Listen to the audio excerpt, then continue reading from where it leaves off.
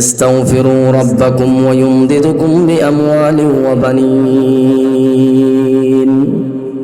আল্লাহ রাব্বুল আলামিন বলেন, দুনিয়ার মানুষেরা শোনো, যদি তোমরা সময়টারে ইস্তিগফারের মাধ্যমে যদি তোমরা মূল্যায়ন করো, যদি তোমরা সময়টারে যদি ভালো কাজের মাধ্যমে যদি সময়টারে মূল্যায়ন করো, আমি আল্লাহ ঘোষণা দিলাম, ইস্তাগফিরু রাব্বাকুম ওয়া ইউমদিদুকুম, যদি তোমরা ইস্তিগফার পাঠ করো, আস্তাগফিরুল্লাহ পড়তেছো, দৈনিক যদি কোনো মানুষ 200 বার আস্তাগফিরুল্লাহ পড়ে, আল্লাহ রাব্বুল আলামিন বলেছেন, আল্লাহর নবী বলেছেন, ওই মানুষটাকে আল্লাহ প্রথম পুরস্কারটা যেটা দিবেন, ওয়া ইউমদিদুকুম বিআমওয়াল, মহান আল্লাহ তার মাল সম্পদ আল্লাহ বৃদ্ধি করে দিবে।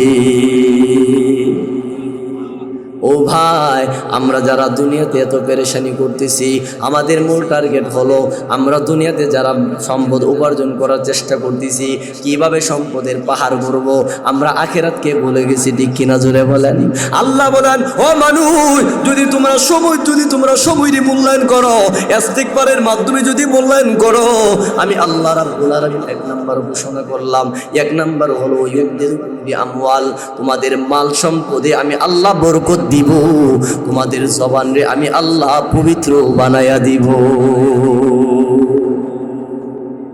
ইস্তিগফারের আমল করলে আল্লাহ কি পরিমাণ দোয়া কবুল করেন, খেয়াল করে শুনুন। আল্লাহ রাব্বুল আলামিনের বান্দা, আমাদের 4 জন ইমাম ছিলেন, ইমাম আহমদ ইবনে হাম্বল রাহমাতুল্লাহি আলাইহি। উনি কি করলেন, রাতের বেলায় এক জায়গা থেকে আরেক জায়গায় যাবেন। ইমাম আহমদ ইবনে হাম্বলের নাম শুনছেন তো আপনারা? ইমাম আহমদ ইবনে হাম্বল উনি বলতেছেন, আমি এক জায়গা থেকে আরেক জায়গায় যাব, দাওয়াতের নিসবতে আমি বাহির হইলাম। আমি যখন যাইতে যাইতে রাস্তার মধ্যে যখন সন্ধ্যা হয়ে গেল, এশারের নামাজের সময় হয়েছে, আমি একটা মসজিদের ভিতরে প্রবেশ করার পরে এশারের নামাজ শেষ, সকল মানুষ মসজিদ থেকে বাহির হয়ে গেছে। ওই দিক দিয়া ইমাম আহমদ ইবনে হাম্বল লোক তাদেরকে ওনাকে চিনে নাই। ইমাম আহমদ ইবনে হাম্বল মসজিদের কোণারে বৈশা নামাজ পড়তেছে, সবাই যখন চলে গেছে, মুয়াজ্জিন সাহেব দাঁড়ায় রয়েছে, উনি কখন বাহির হবে আর কখন মসজিদে তালা লাগাইব। কারণ গ্রামগঞ্জে সাধারণত মসজিদের নামাজ শেষ হয়ে গেলে রাতের বেলায় তালা দিয়ে দেয়। কারণ আমরা গ্রামের যে সুর যারা আছে এরা তো তাদের তো কোনো ধর্ম নাই, কারণ মসজিদের দান বাক্স সহ নেওয়া যায়। ইমাম আহমদ ইবনে হাম্বল নামাজ পড়ে যখন বৈশা রয়েছে, মুয়াজ্জিন এসে কয়, হুজুর আপনারে চিনলাম না, আপনি যদি বাইরে হয়ে যাইতেন তাইলে আমাদের মসজিদ তালা দিয়ে আমি বাড়িতে চলে যাইতাম। খেয়াল করেন, ইস্তিগফার পাঠ করলে, ইস্তিগফারের আমল করলে আল্লাহ মোরের নেক আশাগুলি যে পূরণ করেন। ইমাম আহমদ ইবনে হাম্বল, ভাই আমি তো অনেক দূর থেকে আসছি, আমি ভাবলাম আপনাদের মসজিদে থাকবো, আজকে যদি আমার অনুমতি দিতেন। বলে, হুজুর আমাদের মসজিদের কমিটি যারা আছে তাদের কথা হলো মসজিদের ভিতরে কাউকে থাকতে দিবে না, দয়া করে আপনি অন্য কোথাও দেখেন। ইমাম আহমদ ইবনে হাম্বল নিজের পরিচয়টা না দিয়া উনি সুন্দর করে মসজিদ থেকে বাইরে হয়ে গেছে। দেখেন, ইস্তিগফারের মাধ্যমে সময়ের মূল্যায়ন করার কারণে কি ফায়দাটা আল্লাহ তাআলা দিয়েছেন। খেয়াল করেন, ইমাম আহমদ ইবনে হাম্বল যখন বাহির হয়ে গেছে, বাহির হইয়া কোন শীত, মাঘ মাসের শীত, কুয়াশা ভরপুর, উনি হাঁটতেছেন, বাজারের দিকে যাইতেছেন। যাইতে যাইতে হঠাৎ করে দেখলেন একটা বাজারের মধ্যে অনেকগুলা দোকান, কিন্তু সব দোকান বন্ধ, একটা দোকানের মধ্যে আলো জ্বলতেছে। ইমাম আহমদ ইবনে হাম্বল রাহমাতুল্লাহি আলাইহি ওই বাজারের ভিতরে ঢুকলেন। বাজারের ভিতরে ঢোকার পরে সকল দরওয়াজা বন্ধ দেখলো, একটা দোকান খোলা। ওই দোকানের মধ্যে দেখতে পাইলো একটা যুবক ওই দোকানের ভিতরে কি করতেছে, ফোয়ারুটা বানাইতেছে, রুটি বানাইতেছে। সে কি করতেছে, খামিরা তৈরি করতেছে, আটা দিয়ে আটা গলতেছে, রুটি বানানোর জন্য গোল গোল করে সে কাজ করতেছে, তাওয়ার মধ্যে রুটি দিবে। এমন সময় তার কাছে যাওয়ার পরে বলতেছে, আসসালামু আলাইকুম ওয়া রাহমাতুল্লাহ। ওই যুবকটা বলতেছে, ভাই আপনারা চিনলাম না, এই বাজারে আপনারে প্রথম দেখলাম, আপনি এখানে কেন আসলেন? ওই ইমাম আহমদ ইবনে হাম্বল বলেন, হে যুবক শুনো, আমি অনেক দূর থেকে আসলাম, আজকে রাত্রটা তোমার কাছে থাকতে চাই, থাকার মতো কোনো জায়গা নাই, আমি তোমার কাছে আসলাম, তুমি যদি আমার অনুমতি দাও আমি তোমার দোকানে বসে রাতটা কাটাইতে চাই। এই কথা বলার সাথে সাথে যুবকরা বলে, ঠিক আছে শুনেন, আপনি ওই জায়গাতে বসেন, ওই টেবিলের মধ্যে বসেন, এখানে আপনার জন্য বিছানা করে দেব। কিন্তু ইমাম আহমদ ইবনে হাম্বল বলেন, শুনেও, ও যুবক শুনো, আমি ঘুমাইতে আসি নাই, আমি তোমার সাথে সারাটা রাত্র কাটাইতে চাই বলে যখন ওই যুবকের কাছে গেল, যুবক কাজ করতেছে, আস্তাগফিরুল্লাহ গুনগুন করে আওয়াজ করতেছে। ইমাম আহমদ ইবনে হাম্বল বলে, যুবক রে,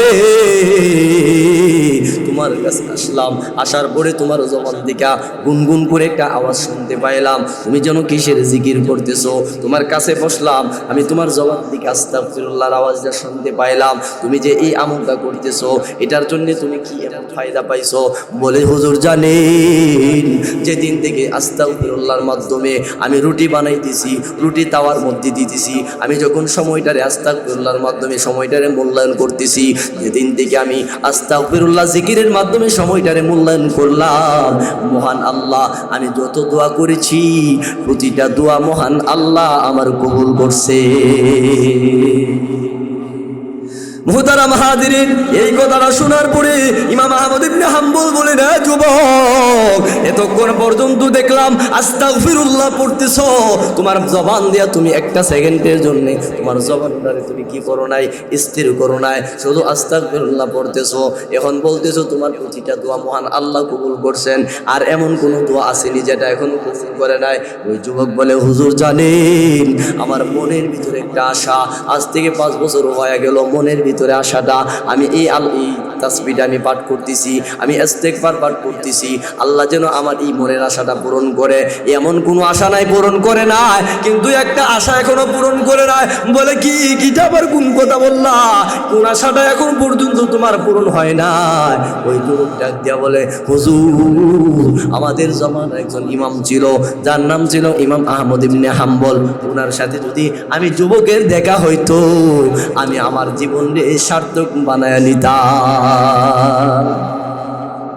এই কথাটা বলার সাথে সাথে ইমাম আহমদ ইবনে হাম্বল মুস্কি হাসি দিয়া যুবকটারে বুকের সাথে জড়ায় চুম্বন খায়ার বলে, ও যুবক, জানো মহান আল্লাহ তোমার প্রতিটা দোয়া কবুল করছেন। জানো, আজকে এই মুহূর্তে তুমি যেই দোয়াটার কথা, যেই মনের আশাটার কথা তুমি বললা, তোমার সামনে ইমাম আহমদ ইবনে হাম্বল তোমার সামনেই দাঁড়িয়ে আছে। মুহতারাম হাজিরিন, আল্লাহ রাব্বুল আলামিন বলেন, ইস্তেগফার যখন কোনো বান্দা বান্দি করে, আল্লাহ রাব্বুল আলামিন বলেন, ইস্তাগফিরু রাব্বাকুম ওয়া ইউমদিদুকুম বিআমওয়াল। 1 নাম্বার হলো আমি আল্লাহ তার সম্পদ বাড়ায় দেব। আজকে দেখা যায় সম্পদ কামানোর জন্য সময়রে মূল্যায়ন করে না, শুধু দুনিয়া দুনিয়া করে। আল্লাহ বলেন, মানুষরে আমি আল্লাহ ঘোষণা দিলাম, দুনিয়ার অল্প সময় পাওয়ার পরে যারা সময়টারে মূল্যায়ন করবা ভালো কাজের মাধ্যমে, আমি আল্লাহ 1 নাম্বার ঘোষণা করে দেব। জানো, হাসরের ময়দান যেদিন কায়েম হবে, যারা সময়টারে মূল্যায়ন করবে ভালো কাজের মাধ্যমে, فأما من أوتي كتابه বিয়ামিনি। আল্লাহ রাব্বুল আলামিন বলেন, হে দুনিয়ার মানুষেরা, যদি তোমরা সময়টারে যদি মূল্যায়ন করো, সময়টারে যদি অহেতুক নষ্ট না করো, ভালো কাজের মাধ্যমে যদি তোমরা সময়টারে মূল্যায়ন করো, আমি আল্লাহ ঘোষণা দিলাম হাসরের ময়দানে, ফাআম্মা মান উতিয়া কিতাবাহু বিয়ামিনি, আমি আল্লাহ তোমার ডান হাতে আমলনামা দান করব। ও ভাই, ডান হাতে আমলনামা আমাদের দরকার আছে না নাই? যাদের ডান হাতে আমলনামা হবে তাদের কপাল ভালো না খারাপ? ভালো। মুহতারাম হাজিরিন, যাদের ডান হাতে আমলনামা হবে, আল্লাহ রাব্বুল আলামিন বলেন, হে দুনিয়ার মানুষেরা, যদি তোমরা সময়টারে মূল্যায়ন করো, আমি আল্লাহ 1 নাম্বার ডান হাতে আমলনামা দিব। জানো রে, 2 নাম্বার হলো আমি আল্লাহ রাব্বুল আলামিন ফাসাউফা ইউহাসাবু হিসাবান ইয়াসীরা, আমি আল্লাহ 2 নাম্বার পুরস্কার দিয়া পুরস্কৃত করব। তোমাদের হিসাবের খাতাটা আমি আল্লাহ ছোট বানায়া দিব। ও ভাই, আমাদের আমলনামা আমাদের রবের কাছে আছে না নাই? আমরা দুনিয়াতে যা কিছু করলাম, এটার হিসাব আল্লাহ আমাদের কাছ থেকে নিবেন কি নিবে না? নিবে। আল্লাহ বলেন মানুষরে কিরামান কাতিবিনা ইয়ালামুনা মা তাফআলুন। আল্লাহ বলেন মানুষ শুনো, দুনিয়াতে তুমি যা কিছু করলা, রাতের আধারে কি করলা, দিনের আলোতে কি করলা, তোমার ঘরের ভিতরে রুমের ভিতরে তুমি কি করলা, জানো দুনিয়ার কেউ দেখে না, কিন্তু আমি আল্লাহ দেখেছি। আমি আল্লাহ তোমার দুই কাঁধে দুইটা ফেরেশতা নিযুক্ত করলাম, তোমার যাবতীয় কৃতকর্ম আমার ওই দুই ফেরেশতা লেখা বলিও বাকারে আমি আল্লাহর সামনে তারা দিয়া দিছে। আল্লাহ বলেন মানুষ রে, আমি আল্লাহ এক নাম্বার ডান হাতে আমল নামা দিব। ও ভাই, ডান হাতে আমল নামা দেওয়ার পরে আল্লাহ রাব্বুল আলামিন ঘোষণা করবে, এ বান্দা বান্দির দল, আজকে তোমরা আমার কাছে চলে আসলা, আমি আল্লাহ তোমাদেরকে আজকে দুইটা পুরস্কার দিব। ডান হাতে আমল নামা দেওয়ার পরে আমি আল্লাহ ঘোষণা করলাম, তোমাদের হিসাবের খাতাটা আমি আল্লাহ ছোট করে দেব। আল্লাহর সামনে যখন আমরা দাঁড়াবো, আল্লাহ যদি বলে বান্দা বান্দির দল যা যা যা, আজকের এই দিনে তোদের কোনো হিসাব নাই, আল্লাহ যদি বলেন বিনা হিসাবে তোদেরকে ডান হাতে আমল নামা দিয়ে দিলাম, ও ভাই বলেন তো দেখি ওই মানুষটা কষ্ট পাবে না খুশি হবে? খুশি হবে। আল্লাহ যদি বলেন তোদের কোনো হিসাব নাই, হিসাব ছোট করে দিলাম, যখন এই ঘোষণাটা দেওয়া হবে আল্লাহ রাব্বুল আলামিন বলবেন, ওই ঘোষণাটা দিতে দেরি হবে, ওই মানুষটা আনন্দে আত্মহারা হয়ে সে বলতে থাকবে আর দৌড়তে থাকবে। যেমনভাবে এসএসসি পরীক্ষার রেজাল্ট যখন ছেলে মেয়েরা পায়, যখন রেজাল্টের কার্ড নিয়ে তাদের আত্মীয় স্বজনের কাছে দৌড়ে, আল্লাহ বলেন ওই জান্নাতি মানুষটা এমনভাবে দৌড়তে থাকবে আর বলতে থাকবে, ওয়ায়ানকালিবু ইলা আহলিহি মাসরুরা। দেখো রে মহান আল্লাহ আজকের এই দিনে আমার এত সম্মানিত করেছেন, দুনিয়াতে সময়টারে মূল্যায়ন করার কারণে, দুনিয়াতে সময়টারে দামি বানানোর কারণে, দুনিয়াতে সময়টারে নামাজের মাধ্যমে কাটানোর কারণে, দুনিয়াতে সময়টারে কোরআন তেলাওয়াতের মাধ্যমে কাটানোর কারণে, দুনিয়াতে সময়টারে জিকির আজকারের মাধ্যমে সময়টারে কাটানোর কারণে মহান আল্লাহ ওয়ায়ানকালিবু ইলা আহলিহি মাসরুরা, মহান আল্লাহ আমার ডান হাতে আমল নামা দিয়া আমারে সবার চাইতে দামি বানায়া দিছে। ও ভাই বলেন তো দেখি, ওই হাসরের ময়দানে মহান আল্লাহ আমাদেরকে ডান হাতে আমল নামা যদি দিয়া দেয়, আমাদের ভালো লাগবে না খারাপ লাগবে? ভালো লাগবে। আল্লাহ বলেন মানুষ রে, ডান হাতে আমল নামা দিব, তোমরা খুশি হয়ে যাইবা। আর যদি সময়টারে অহেতুক নষ্ট করো, সময়টারে যদি ঈমান আমলের মাধ্যমে না কাটাও, সময়টারে যদি মোবাইলের মাধ্যমে কাটাও, সময়টারে যদি গীবত শেখায়তের মাধ্যমে কাটাও, জানো রে এমন অনেক মানুষ আছে যাদের জীবনে 50 বছর হয়ে গেছে কোনোদিন 5 ওয়াক্ত নামাজ পড়ে দেখে নেই।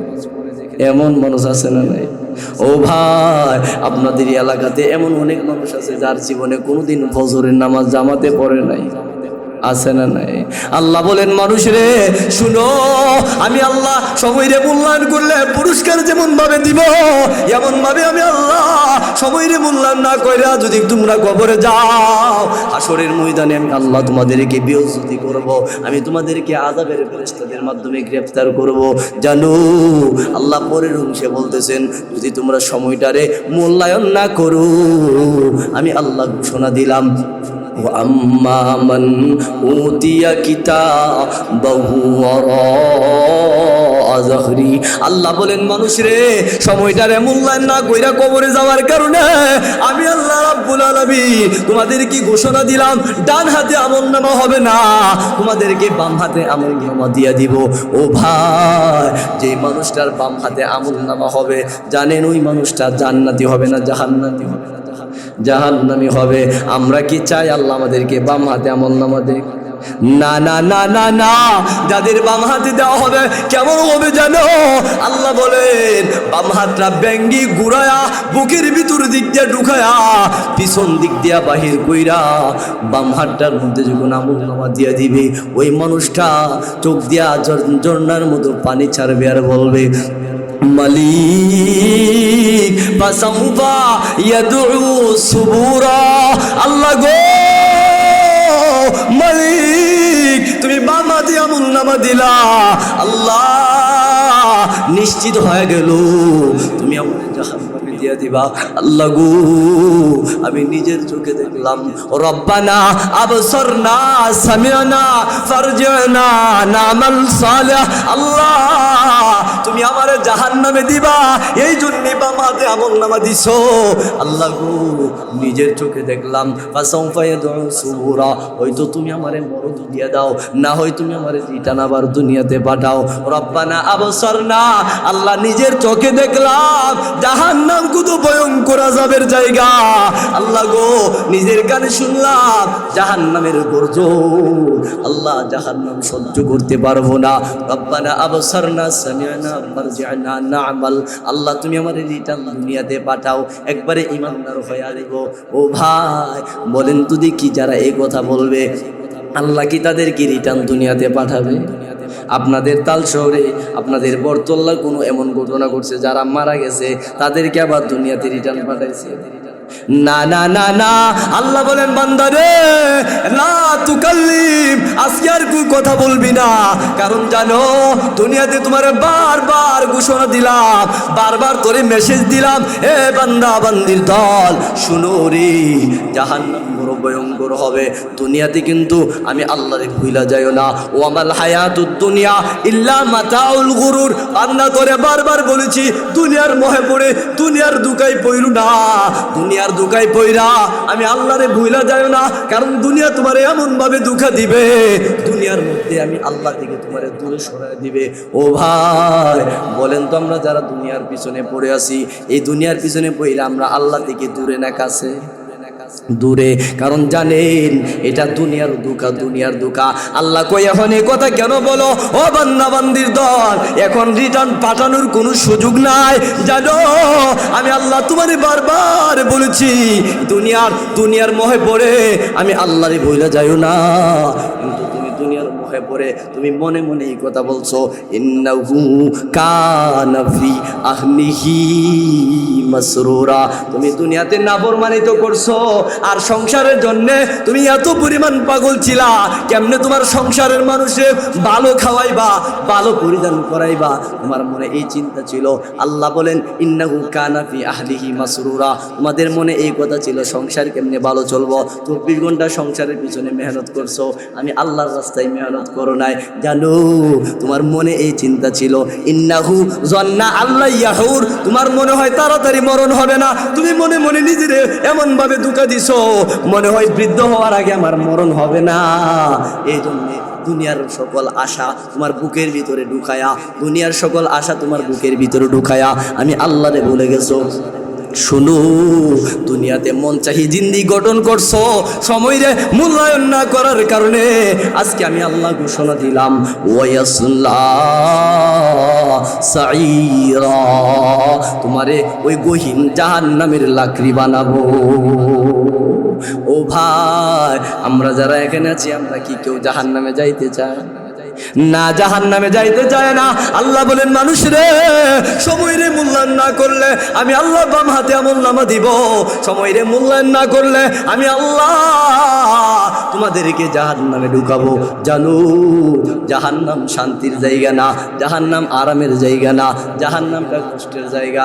ও ভাই, আল্লাহ বলেন, জানো রে, আমি আল্লাহ এমন একটা জায়গায় ওই লোকদেরকে আমি আল্লাহ নিক্ষেপ করব, যারা দুনিয়াতে সময়টারে মূল্যায়ন করে নাই, সময়টারে অহেতুক কাটাইছে, ওই মানুষগুলারে এমন একটা জাহান্নামে নিক্ষেপ করব। আসহাবুশ শিমালি মা আসহাবুশ শিমাল ফি সামুমিন ওয়া হামিমিন ওয়া যিল্লিম ইয়াহমুম লা বারিদ ওয়ালা কারীম। আল্লাহ বলেন, মানুষরে আমি আল্লাহ জাহান্নামে নিযুক্ত করব, জাহান্নামে নিক্ষেপ করব। জাহান্নামে এমন একটা কষ্টের জায়গা, জানো, তাদেরকে বাম হাতে আমলনামা দেওয়া হবে, তাদেরকে এমন একটা কষ্টের জায়গার মধ্যে নিক্ষেপ করব, লা বারিদ ওয়ালা কারীম, যেখানে কোনো ঠান্ডাও নাই গরমও নাই, এমন একটা অসহ্যকর জায়গা, কালো দুয়ার ছায়ার নিচে আমি আল্লাহ তাদের কি রাখবো জানো? তারা এমন কষ্ট জায়গা থাকার পরে তারা আল্লাহ দিয়া বলবেন, মালিক জাহান্নামে তুমি দিয়া দিলা, আল্লাহ গো আমার বড় খিদা লাগছে, খিদা। জাহান্নামীরা যখন খিদার কথা বলবেন, আল্লাহ রাব্বুল আলামিন ঘোষণা করবেন, রে জাহান্নামে নিযুক্ত ফেরেশতার দল, যাও ওই পাপিষ্ঠ ক্ষুধা লাগছে, পাপিষ্ঠর খাবার দাও। সাবধান শোনো, ভালো কোনো খাবার হবে না। লা আকিলুনা মিন শাজারিন মিন যাকুম ফামালিউনা মিনহাল বুতুন ফাশারিবুনা আলাইহি মিনাল হামিম ফাশারিবুনা শুরবাল হিম। আল্লাহ বলেন, এ ফেরেশতার দল, ওই নাফরমানদের এমন একটা জাহান্নামে নিক্ষেপ করলাম। ও ভাই, কাদেরকে জাহান্নামে দিব? যারা দুনিয়াতে সময়টারে মূল্যায়ন করছে না, অহেতুক সময়টারে নষ্ট করছে। ও ভাই, আমরা যারা হেলাই খেলাই সময়টারে নষ্ট করতেছি, পায়ে হাত রাইখা বলি, অহেতুক সময় নষ্ট করিও না, সময়টারে মূল্যায়ন করো, না হয় এত কঠিন এক জাহান্নামে আমাদেরকে নিক্ষেপ করবে। জাহান্নামীরা যখন খাবার চাইবো, আল্লাহ ডাক দিয়া বলেন, লা আকিলুনা মিন শাজারিন মিন যাকুম, তখন তাদেরকে খাওয়ার জন্যে কাঁটাযুক্ত খাবার তাদেরকে যখন দেওয়া হবে, ভাইরে সূরা ওয়াকিয়ার মধ্যে আল্লাহ জানায় দিয়েছেন জাহান্নামীদের সাথে এমন আচরণ হবে। তারা যখন খাবার চাইবো, আল্লাহ রাব্বুল আলামিন বলেন, আমি মূলত তাদেরকে পেট ভরার জন্য, ক্ষুধা নিবারণের জন্য খাবার দেয় না, আমি আল্লাহ তাদেরকে কাঁটাযুক্ত ফল দিলাম। তারা যখন খাবারের জন্য চেষ্টা করবে, গলার মধ্যে চলে যায়, আটকা যাবে। ও ভাই, এই জাক্কুম ফল কি দুনিয়ার বাতের মতো হবে না, আরো বড় হবে, আরো বড় হবে। যখন গলার মধ্যে আটকা যাবে, জাহান্নামী ডাক দিয়ে বলে, মালিক আল্লাহ গো তুমি জাহান্নামে দিয়া দিলা, আল্লাহ এক তো জাহান্নামের আগুন, আরেক হইল ক্ষুধার জন্য তোমার কাছে চাইলাম খাবার, তুমি আমার কাঁটাযুক্ত খাবার দিলা, আল্লাহ গলায় আটকায় গেছে। আল্লাহ রাব্বুল আলামিন বলেন, ফেরেশতার দল, যা যা ফাশারিবুনা আলাইহি মিনাল হামিম ফাশারিবুনা শুরবাল হিম।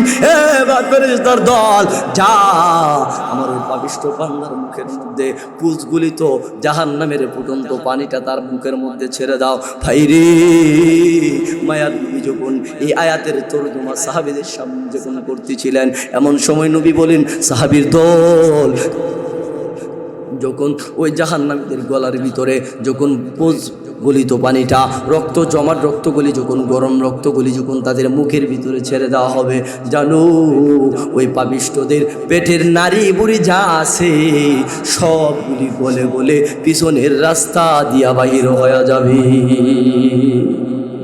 ইন্না লিল্লাহ। ও ভাই, তাইলে এই কষ্ট আমরা সহ্য করতে পারবো না? তাইলে আমাদের হলো সময়টারে মূল্যায়ন করতে হইব। সময়টারে কেমনে মূল্যায়ন করবেন? নামাজের মাধ্যমে করবেন, কোরআন তেলাওয়াতের মাধ্যমে করবেন। সামনে রমজান মাস আসতেছে, আল্লাহ জানায় দিছে, দুনিয়ার মানুষ শুনো, আমি আল্লাহ তোমাদেরকে রমজানের রোজা ফরজ করলাম। ইয়া আইয়ুহাল্লাযীনা আমানু কুতিবা আলাইকুমুস সিয়ামু কামা কুতিবা আলাল্লাযীনা মিন ক্বাবলিকুম লাআল্লাকুম তাত্তাকুন। আল্লাহ বলেন, মানুষেরে তোদের উপরে রোজা ফরজ করলাম, তোদের আগেকার যারা ছিল তাদের উপরে যেরকম ভাবে ফরজ করেছি। কেন করেছি জানো? তোমাদেরকে কষ্ট দেওয়ার জন্য করি নাই, তোমাদেরকে কষ্ট দেওয়ার জন্য আমি রোজা ফরজ করি নাই। কেন করেছি জানো? লাআল্লাকুম তাত্তাকুন, তোমরা যেন সময়রে মূল্যায়ন কইরা, তোমরা যেন আমি আল্লাহর তাকওয়া তোমাদের ভিতরে ঢুকাইতে পারো। আল্লাহ বলেন, মানুষরে আমি আল্লাহ রোজা ফরজ করলাম, যদি রোজার মাধ্যমে তোমরা যদি কি করো, সময়টারে মূল্যায়ন করো, আমি আল্লাহ ঘোষণা দিলাম, লাআল্লাকুম তাত্তাকুন, আমি আল্লাহর ভয় তোমাদের কলিজার ভিতরে আমি আল্লাহ দান করব। ও ভাই, সামনে রমজান মাস আসতেছে, সময়টারে মূল্যায়ন করবেন কেমনে জানেননি? সারাদিন কোরআন তেলাওয়াতের সময় কাটান, এটা তো কোরআনের মাস। সারাদিন নামাজের মাধ্যমে, জিকির আজকারের মাধ্যমে সময় কাটান।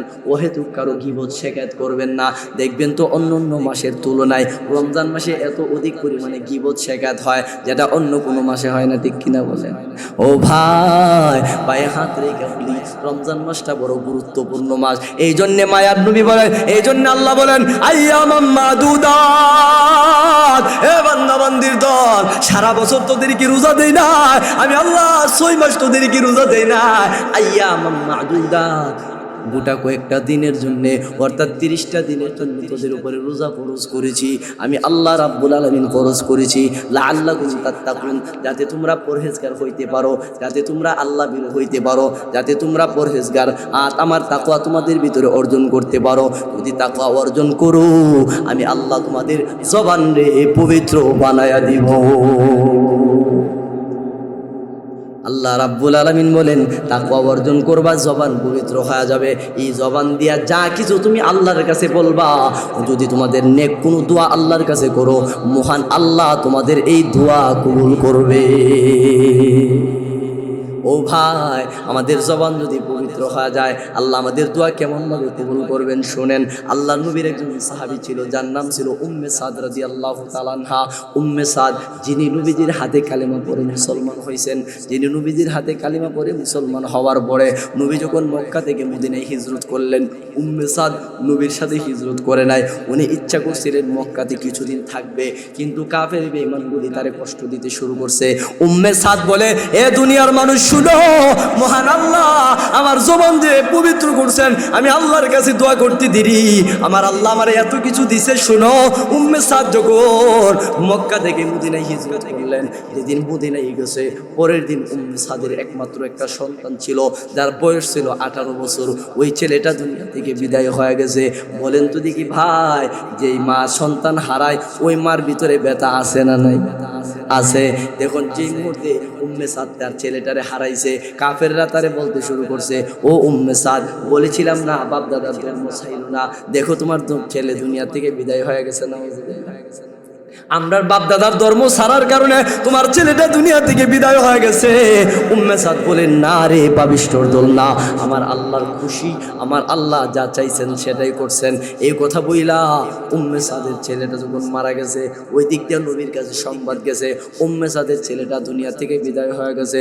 ও ভাই, নবীজি আইসা উম্মে সাদের ছেলেটার কাফন দাফনের ব্যবস্থা করবে, গোসল করায় কাফন পরায়া নবীর সামনে যখন শোয়া দিছে, উম্মে সাদ মায়া নবীর কাছে যায়, কোনো কথা বলে না। হযরত আনাস বলেন, আমি নিজের চোখে দেখলাম উম্মে সাদ নামাজের মুসল্লা নিয়া মাওলার দরবারে যখন কান্নাকাটি করতে শুরু করলো, আমি আনাস তাকায় দেখলাম উম্মে সাদ মাওলারে ডাক দিয়ে বলেন, আল্লাহ, আল্লাহ গো, তুমি আমার সন্তান দিলা, তুমি আবার আমার সন্তানটারে নিয়ে গেলা, এতে আমার কোনো কষ্ট নাই আল্লাহ, এতে আমার কোনো নাই, এতে আমার কোনো কষ্ট নেই আল্লাহ। তবে একটা জিনিস তোমার কাছে বলতে চাই, তুমি বলেছো বান্দা বান্দির জবান পবিত্র করো, যদি তোমার ভয় আমাদের ভিতরে থাকে, আল্লাহ গো, তুমি যদি আমার জবান পবিত্র করে থাকো, এই মুহূর্তে তোমার কাছে দোয়া করতেছি, আল্লাহ লা তুশমিতুল আদা, আল্লাহ তুমি আমার দুশমনদেরকে হাসায়ো না, তারা বলতেছে ঈমান আনার কারণে আমার ছেলেটা নাকি মারা গেছে। আল্লাহ গো, এই কথা থেকে, এই তুহমত থেকে বাঁচার জন্য আমি তোমার কাছে দোয়া করতেছি, আমার জবান যদি তুমি পবিত্র করে থাকো, আমি উম্মে সাদ এই আশা নিয়ে দোয়া করতেছি, আমার ছেলেটারে তুমি যেমনে তুমি নিয়ে গেলা, রিটার্ন তেমনি দুনিয়াতে আবার তুমি দিয়া দিবা। বলেন, জানো রে দুনিয়ার মানুষ, আমি উম্মে সাদের দিকে তাকা দেখি, উম্মে সাদ কান্না শেষ কইরা যখন চেহারা থেকে পানি মুছতে ছিল, এমন সময় উম্মে সাদের ছেলেটা কাফনের কাপড় থেকে হাত বাহির কইরা মায়া নবীর সালাম দিতে শুরু করছে। हम तो मायल भी करम है कोई सायल है नहीं, राह दिखलाए वही किसीरा मंजिल है नहीं। এই উম্মে সাদ যে আল্লাহর কাছ থেকে তার ছেলেটারে ফিরে আনছে, ওই আল্লাহ এখনো আছে না? উম্মে সাদের কি অভাব ছিল না? আমাদের মধ্যে অভাব আছে। উম্মে সাদের ভিতরে আল্লাহর ভয়, উম্মে সাদের ভিতরে তাওয়াক্কুল এত অধিক পরিমাণে ছিল। উম্মে সাদের ভিতরে 100% বিশ্বাস ছিল, আমার মৌলার কাছে যখন আমি বলবো, আমার মৌলা আমার ছেলেটারে ফিরিয়ে দিব। ও ভাই, হাম তু মায়েল বিহি করম হ্যাঁ, আল্লাহর বান্দা কবি বলেন, আজকে তো আল্লাহর কাছে দোয়া করনেওয়ালা কেউ নাই, আল্লাহর কাছে কান্নাকাটি করনেওয়ালা কেউ নাই। হাম তু মায়েল বিহি করম হ্যাঁ, আল্লাহর বান্দা কবি বলেন, আল্লাহ নিজে বলেছেন, যদি কোনো মানুষ আমার কাছে দোয়া করে হাম তো মায়েল বিহি করম হে, আমি আমার ওই বান্দার দিকে কুদরতি দৃষ্টি দিয়া তাকায় থাকি। সুবহানাল্লাহ। আমার কোন বান্দা যখন মুনাজাত করে আমি আল্লাহর কাছে চাই, আমি আল্লাহ হাম তো মায়েল বিহি করম হা, করুণার দয়ার নজরে আমার ওই বান্দার দিকে তাকায় থাকি। ওই সায়েল নেহি, কিন্তু কোনো মানুষের দোয়া করার মধ্যে পাই না। যদি পাইতাম রাহ দেখলায় মাইকে সিরা মঞ্জিল হ্যাঁ নেহি, তাইলে আমি আল্লাহ তারে গন্তব্য তার জান্নাতে আমি তারে পৌঁছায় দিতাম। আমার জবান আল্লাহ পবিত্র করছেন, এই জবান দিয়া মাওলার দরবারে দোয়া করছি, মাওলা আমার ছেলেটারে রিটার্ন ফিরাইয়া দিছে। মুহতারাম হাজিরিন, তাইলে বোঝা গেল সময়রে যদি ভালো কাজের মাধ্যমে মূল্যায়ন করা হয়, কারণ সময়রে হয়তো নষ্ট করা যাবে না। সময়রে মূল্যায়ন কেমনে করব? ইবাদতের মাধ্যমে। আর ইবাদতের সবচাইতে শ্রেষ্ঠ ইবাদত কোনটা? জোরে বলেন। নামাজ। জোরে বলেন নামাজ। তাইলে আমাদের মৃত্যুর পরে সর্বপ্রথম যে হিসাবটা কিয়ামতের ময়দানে নেবে, আউয়ালু মা ইউহাসাবু বিহিল আবদু ইয়াউমাল কিয়ামাতিস সালাহ, আমরা সর্বপ্রথম হিসাব নিব নামাজের, যেটার হিসাব আল্লাহ প্রথম নিব, এটাই আমরা ছেড়ে দিছি। কি বলেন? আমরার মতো হতভাগা আর কেউ নাই, যেটার হিসাব আল্লাহ প্রথম নিবেন এটা ছেড়ে দিলাম, আর যার জন্য আল্লাহ প্রথম ধরবে এটা বেশি বেশি করে করতেছি। আমরা এমন হতভাগা হয়ে গেলাম। আল্লাহ বলেন, মানুষেরই যদি তোমরা সময়টারে ভালো কাজের মাধ্যমে যদি সময়টারে মূল্যায়ন করো, আমি আল্লাহ ঘোষণা দিলাম, ভালো কাজ করবা, সময়টারে মূল্যায়ন করবা, আমি আল্লাহ তোমারে দুনিয়াতে পবিত্র জীবন দান করব। এই জন্যে আল্লাহ কই, আমি আল্লাহ সময়ের কসম খাইলাম। মুহতারাম হাজিরিন, সূরাতুল আসর আপনাদের সামনে তেলাওয়াত করেছি। হযরত আব্দুল্লাহ ইবনে আব্বাস কয়, আল্লাহ যেখানে বলেছেন ওয়াল আসরি ইন্নাল ইনসানা লাফি খুসর, আল্লাহ এখানে আসর শব্দ দ্বারা সময়ের কসম, সময়রে বুঝাইছেন। আল্লাহ সময়ের কসম খাইছেন। সময়টা আল্লাহর কাছে দামি না কম দামি? দামি। কারণ এই জন্যে আল্লাহ কই, মানুষের আমি আল্লাহ হায়াত দিলাম, যতটুকু সময় দিলাম, এটা যদি তারা মূল্যায়ন করে, দামি বস্তুটার কসম খায় আমি বলতেছি, ইন্নাল ইনসানা লাফি খুসর, যারা সময়টারে মূল্যায়ন করলো না তারা ক্ষতিগ্রস্তের মধ্যে পড়ে গেল, আর যারা সময়ের মূল্যায়ন করলো, আমি আল্লাহ ঘোষণা দিলাম তাদেরকে পবিত্র জীবন দান করব। তাইলে সময়ের মূল্যায়ন করলে সময়ের কসম আল্লাহ এখানে কেন খাইছেন, সামনে আলোচনা করা যাক। মুহতারাম হাজির, হযরত আব্দুল্লাহ ইবনে আব্বাস কয়, আল্লাহ অন্য অন্য বস্তু রাইখা সময়ের কেন কসম খাইছেন, আসরের কেন কসম খাইছেন? আল্লাহ তো ইচ্ছা করলে কসম না খাইও বলতে পারতেন, ও মানুষ তোমরা ক্ষতিগ্রস্তের মধ্যে পড়ে আসো, কিন্তু কসম কেন খাইছেন? আব্দুল্লাহ ইবনে আব্বাস কয়, এখানে কসম খাইছেন এই জন্যে, আল্লাহ কয়, আমি এরারে সৃষ্টি করছি, এরার মিজাজ তবিয়তের ভিতরে, এরার মিজাজ, এরার গুণ, এরার বদ অভ্যাস কি কি আছে, আমি আল্লাহর চাইতে কেউ ভালো জানে না। কারণ এরা একজন কথা আরেকজন বিশ্বাস করতে গেলে যতক্ষণ কসম না খা ততক্ষণ বিশ্বাস করে। এরে ভাই, ব্রাহ্মণবাড়িয়া শহরে গেলা, আমারে নিলা না ভাই, আমি তো যাই না। আরে আমি না দেখলাম তুমি গেলা, আরে ভাই আমি যাই নাই না, আমি দেখছি গেছো, আল্লাহর কসম আমি যাই নাই, গেলে ধরে নিয়ে যাইতাম। তাইলে বুঝে আসে না, আসলে মনে হয় সে কি করে না যায় নাই।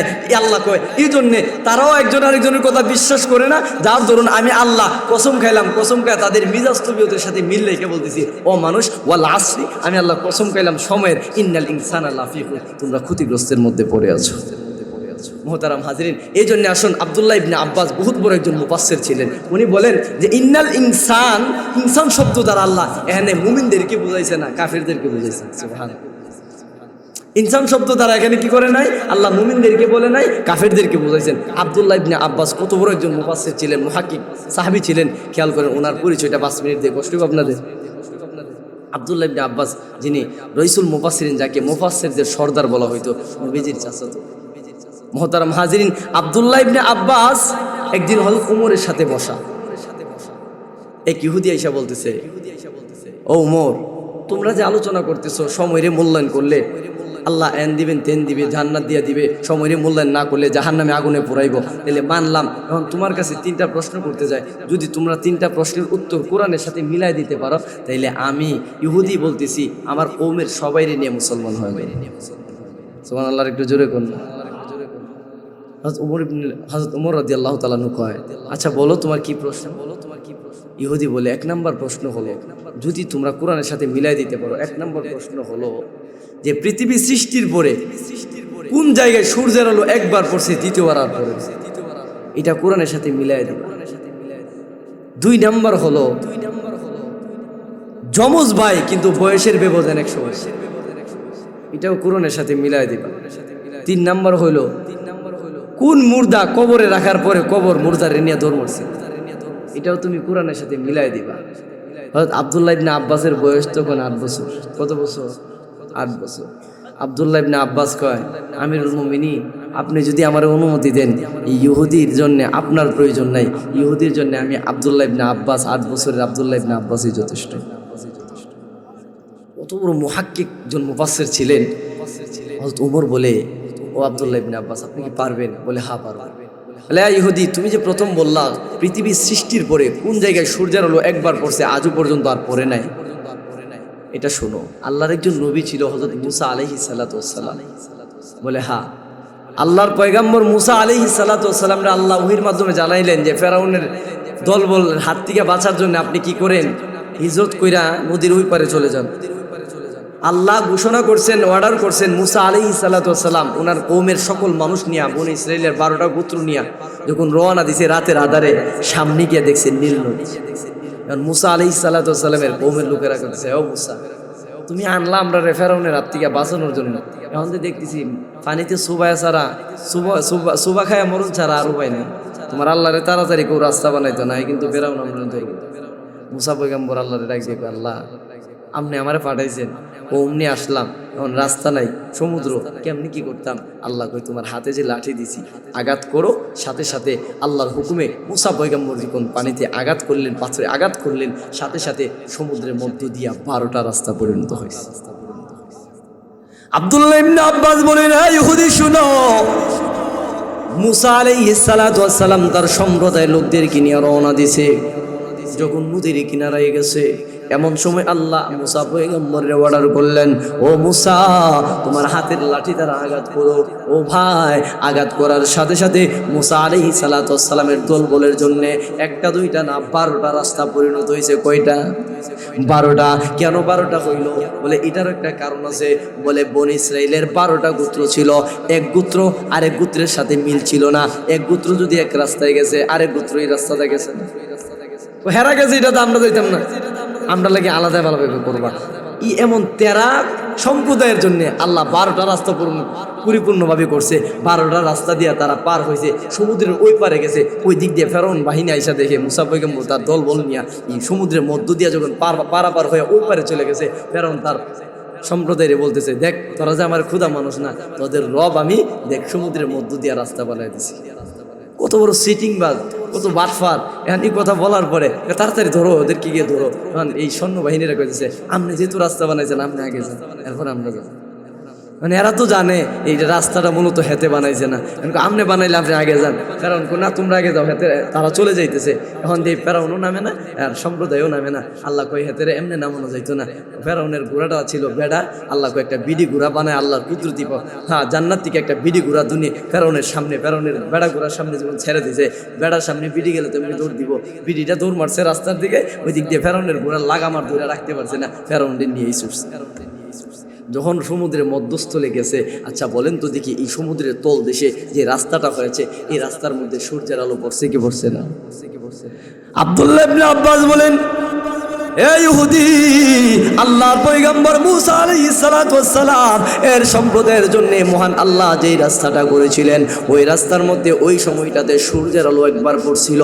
আল্লাহ ফেরাউনকে ডুবানোর পরে রাস্তাটা যখন পানিতে রূপান্তরিত হয়ে গেছে, ওই জায়গাতে আজও পর্যন্ত সূর্যের আলো পড়ে না। তো এটা প্রথমটা তুমি কোরআনের সাথে মিলায়া পাইছনি। আল্লাহর পয়গম্বর মুসা পয়গম্বর ফেরাউনের ঘটনা কোরআনে আছে না? আছে। ইহুদি হ পাইছি। ও 2 নাম্বার তুমি যে বললা যমজ ভাই, আচ্ছা বলেন তো যমজ হইলে কি আধা ঘন্টা 1 ঘন্টা ব্যবধান হয় না? সর্বোচ্চ 5 মিনিট এদিক সেদিক। এখন 100 বছর ব্যবধান, এটা আবার কেমনে? ওইটাও কোরআনের সাথে মিলাই দিবা। তাইলে শোনো, আল্লাহর একজন পয়গম্বর ছিল হযরত উযাইর আলাইহিস সালাতু ওয়াস সালাম। হযরত উযাইরের ঘটনা কোরআনে আছে না নাই? আছে। উযাইর আলাইহিস সালাতু ওয়াস সালাম ওনারা যমজ ভাই ছিল। উযাইর আলাইহিস সালাতু ওয়াস সালাম উনি যখন এক সম্প্রদায়ের কাছ দিয়ে যাইতেছিলেন, দেখলেন এই এলাকার সকল মানুষে আল্লাহ ভূমিকম্প দিয়া এমনভাবে ধ্বংস করছে তাদের নাফরমানির কারণে। বড় বড় প্রাসাদগুলি ভেঙ্গে চুরমার হয়ে গেছে, মাটির নিচে বিল্ডিং এর নিচে, হ্যাঁ বড় বড় প্রাসাদ ভেঙে মানুষের উপরে পড়ে মানুষ মাটির নিচে ঢুকে গেছে।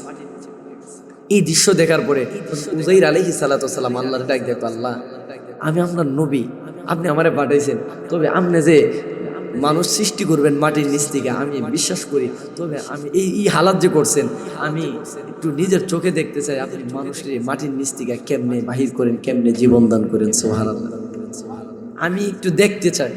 আল্লাহ তাআলা উযাইর ডাক দেখো, উযাইর তুমি নিজের চোখে দেখতা? বলে হ্যাঁ। এই কথা বলার সাথে সাথে উযাইরের কানের মধ্যে আল্লাহ সাথে সাথে ঘুম ঢেলে দিছেন। কানের মধ্যে ঘুম, মুফাসসিরিনে কেরাম কয় কানের মধ্যে ঘুমের কথাটা আল্লাহ এনে কেন বলছেন? মা সারা জীবন শুনলাম সহে ঘুম, এখন কানে ঘুম, এটা আবার কোন ধরনের কথা বললাম? কানে মূলত চোখে ঘুম আগে আসে না, মূলত কানে ঘুম আগে আসে।